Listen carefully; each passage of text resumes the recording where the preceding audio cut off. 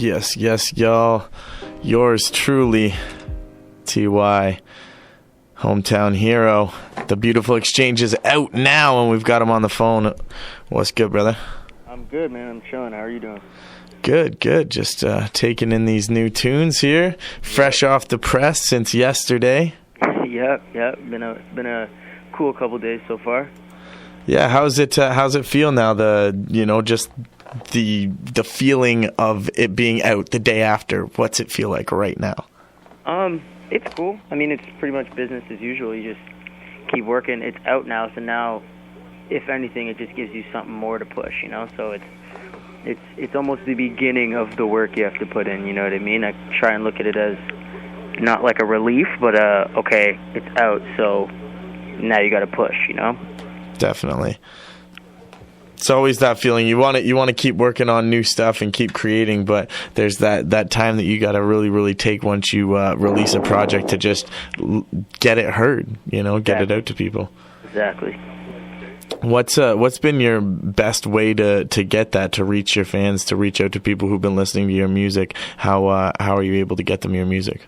My favorite way to do it is just talk to them. Give them a little business card. It's got all the information they need.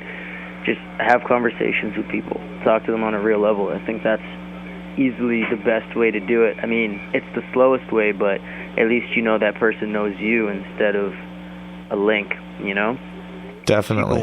If people want to click on a link, that's cool as well, but I feel like when you shake somebody's hand, you sit down and you talk to them about it, and then you can hand them something physical, then it kind of changes it for them, They're more inclined to go home, and I know at least I would be more inclined to go home and listen to something if an artist I was interested in talked to me and told me to do so, Yeah, for sure. Especially when you get that personal connection with the artist and you met them on the street or met them somewhere, you were out and you're like, wow, I just talked to this person. You're going to be that much more inclined to share it with your friends, to be like, yo, this is this dude that I just met literally today or something, you know what I mean? And they want to pass it along. That's very, very cool. I like that. I like that personal approach.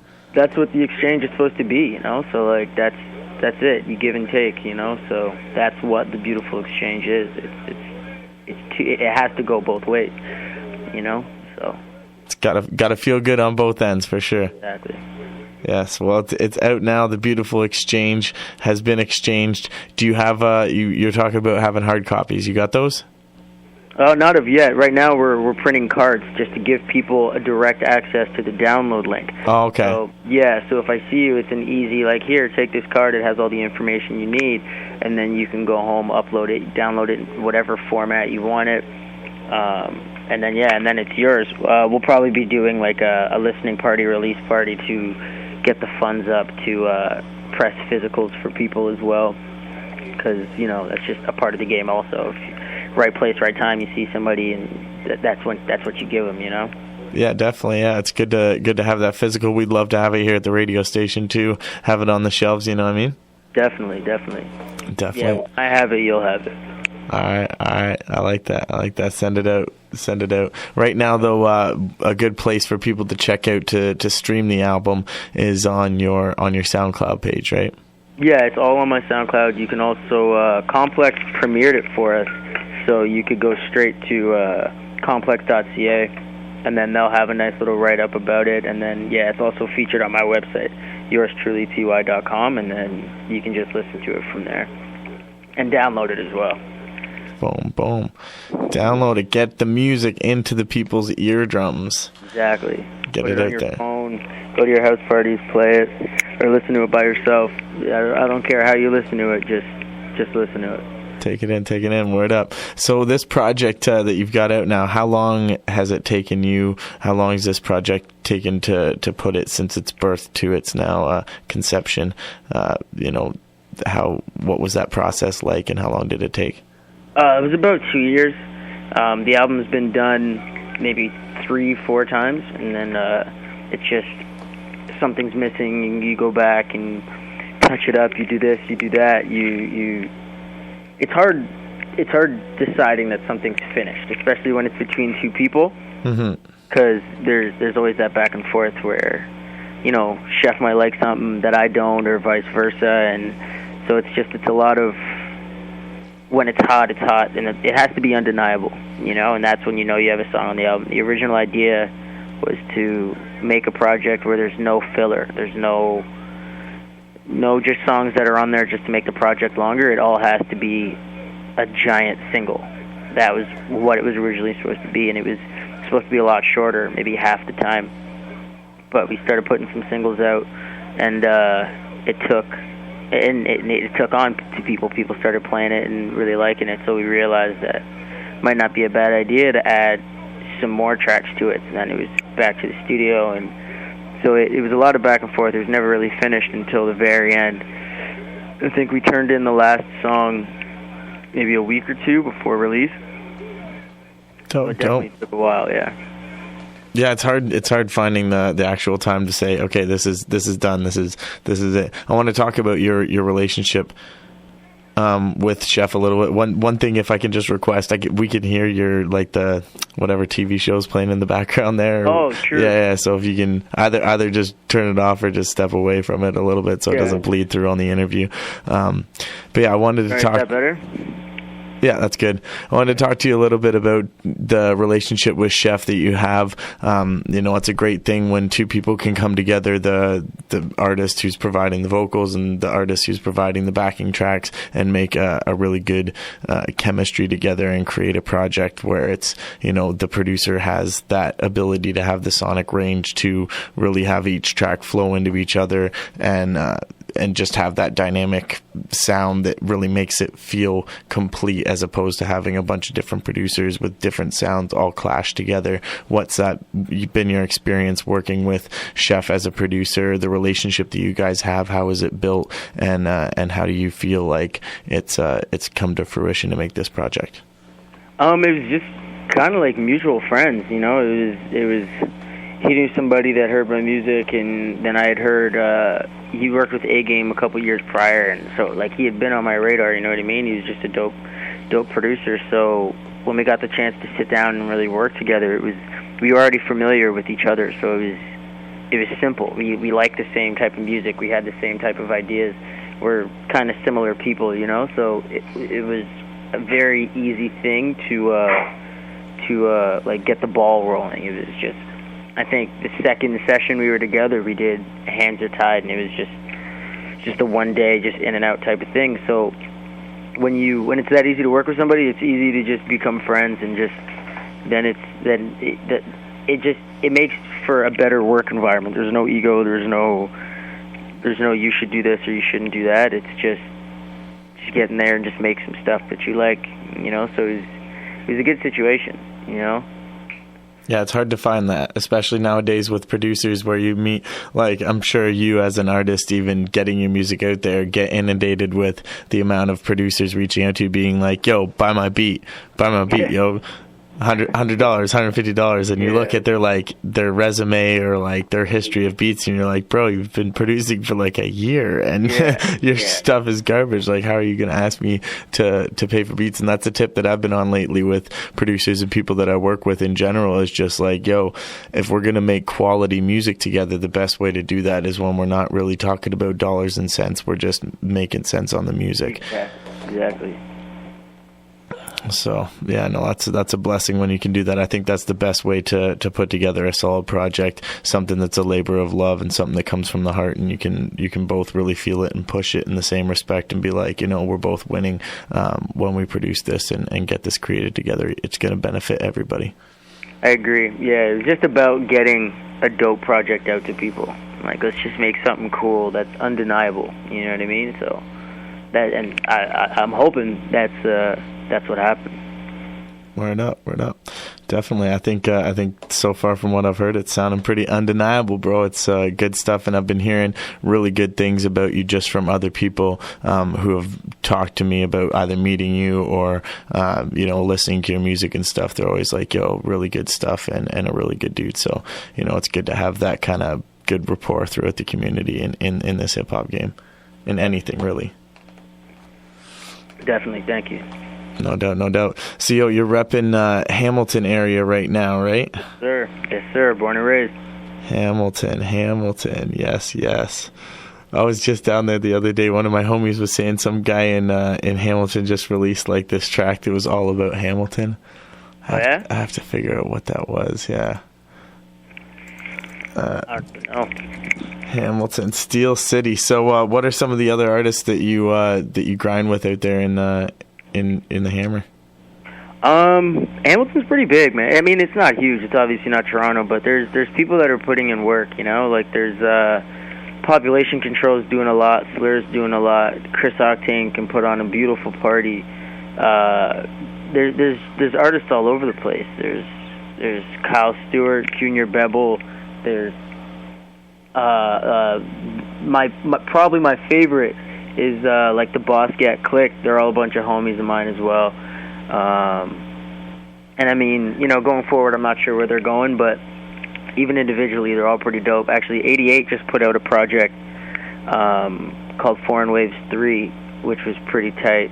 And I know EJ Grant, who's another member, is about to put something out as well. And then BU's also doing the same. Like they're all pretty dope, man. And then like outside of that, you have LC, you have Stay Out Late. There's a bunch of good artists, man.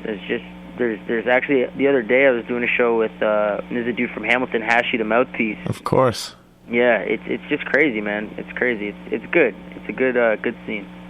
Hashi's dope. We had him out to Guelph here for last year's Rev Fest. He performed on the show with Dub FX because he was a big fan of him for beatboxing and stuff like that. And now he just launched his tour. He's going to be heading out to the west coast of Canada. I saw all the dates for that. He's got about 20 out there killing it.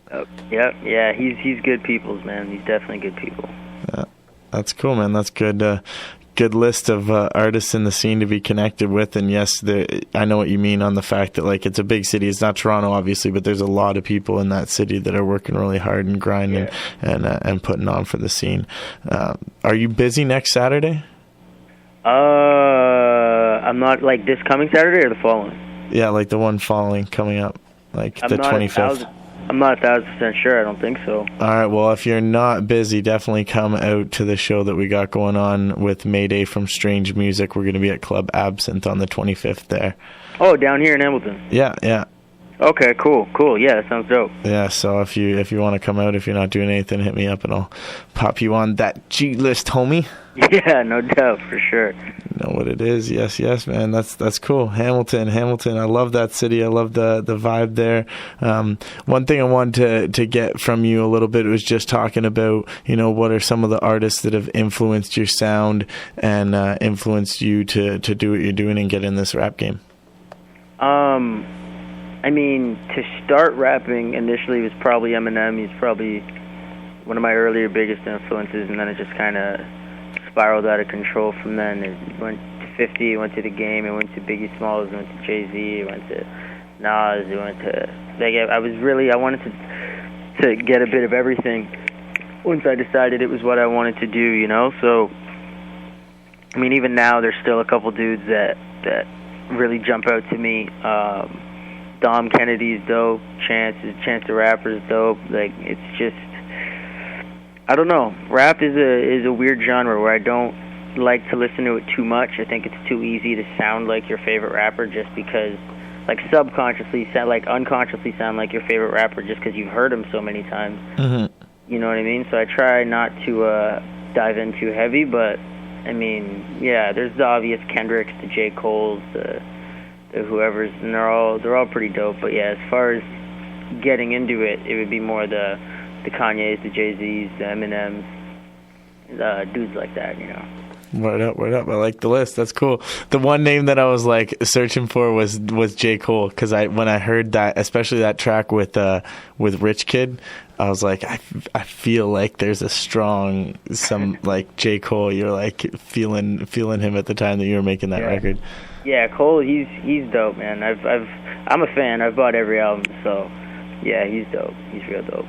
Word up. That's cool, man. I like it. I'm liking the tunes, liking the vibe, and where you're going with this thing. What can we expect from you coming up next? Like, this project is out. It's on the streets. Do you got any shows planned for it? Any gigs coming up in the future? And also, just what are your thoughts on upcoming projects after this one? I mean, tomorrow I'll be in Toronto. Let me pull up the flyer. I can't remember the exact address, but me and Schizophrenic will be headlining in Toronto. Where is it at? The Total Lounge. So that's 592 Queen Street West. So your doors are at 8, 10 o'clock. It's a organized entertainment event, so it should be pretty cool. And then as far as music going forward, I haven't left the studio since we finished making The Beautiful Exchange, so there's never a shortage of music, you know? Like, there was a lot of stuff that was made during the process of recording The Beautiful Exchange that it didn't end up on the project, and that there was other songs that I knew wouldn't be on the project because they weren't chef beats, but there's never enough music, you know what I mean? So I'm never really done in the studio. I'm always in there. So it's just kind of just about the right time, you know? We're still shot a video a couple weeks back, so there's still time to push this project, which I don't want to lose sight of too early. But I'm definitely excited for you guys to hear what else I've been working on, you know? Cool. I'm always interested for those two, just like the tracks that don't make it to the album that end up getting put on a mixtape or whatever. Yeah. Whatever you decide to come out with next. I'm really interested to hear all that stuff because, you know, for me, I can't lie. I kind of like some of them filler tracks. Like, they seem to have, like, as far as when albums are released and they get, like, you know, the big hit singles and the poppy sounds and stuff like that. And I'm just like, I dig those tracks, but sometimes the ones that I find that have, like, a lot more substance and character and stuff like that are like the ones in between, and sometimes those end up being throwaways on albums. So I really look forward to the project that comes out after that, so I can get a chance to really dig my ears into those as well. For sure. Right up. Looking forward to that coming out. What's the best place people can find you and connect with you? Obviously, you were saying before, on the streets is the best place. That's where you like to meet people hand in hand, shaking hands and saying what up face to face. But where is the best place that people can reach you online if they're not able to make it through to Hamilton? My favorite social media is Twitter, so that's just hilarious to me. So I love Twitter. You could always just at Yours Truly _TY. So that'll be my Twitter, my Instagram, even Facebook is just Yours Truly T.Y. It's all pretty uniform, you know, and if you just go to the website, yourstrulyty.com, then you can find all of it. Mm-hmm. So I'm most active on Twitter, you know, we could have conversation, we could talk about your favorite rappers, we could do whatever, we could talk about our favorite foods for all I care, but I think, you know, interaction is always a really cool thing, so yeah, Yours Truly _TY. That'd be pretty cool if anybody wants to hit me up. Word up. Definitely. I will be following you on Twitter and seeing if I can add you on Instagram as well. Cool. Yeah, man. Bam. That's what it is, bro. Well, much respects for taking the time to do this. I've got the list of your album up here. What would you like us to play here on the air as one that you consider as like your favorite? Oh, wow. That's tough. You know, let's do 1991. All right. Bam. 1991. Here it is. Yours truly. You got the new album, The Beautiful Exchange. It's out now. You can check it out, yourstrulyty.com. Much respects for taking the time to do this interview, homie. Hey, I appreciate you, man. Thanks for having me. No problem, and I look forward to connecting with you face-to-face in the future very soon. No doubt, man. You said the 26th, right? Yes, sir. All right, brother. I'll see you. All right. All right, peace. Peace.